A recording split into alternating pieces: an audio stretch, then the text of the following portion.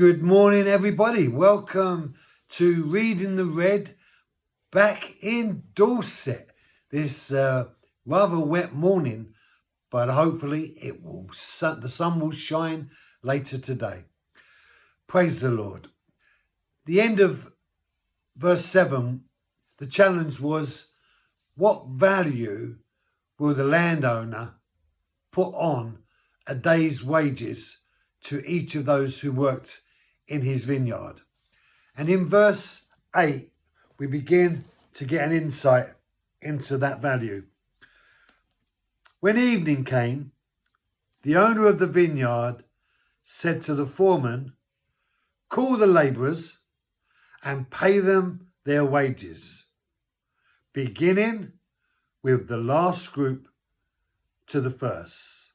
So, when evening came, meaning the day had come to a natural end, and it was time for those who had been labouring in the field to stop work. And now the value regarding what the landowner invested in the labourers was going to be seen.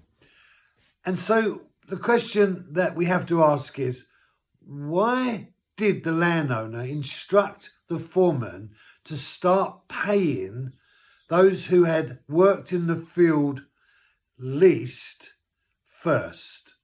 So the last got paid first. Why did he do that? And he began to give, as it were, through the foreman, what he considered to be their value. Now, at this stage, we don't know what that value is. But you can imagine amongst the group, as they began to sit and see what the least had been paid, that they would have then began to erupt within them a sense of expectation. The man, the landowner, was giving the value of one day's labourer to those who worked least in the vineyard.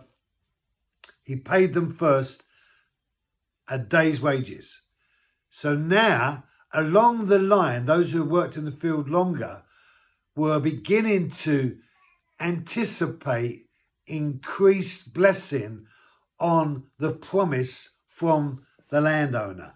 And you can feel the tension building up in the story as the verses pass us by, because there is a sense of challenge that's coming to us all as it relates to what is right and what is wrong, what is fair and what is generous.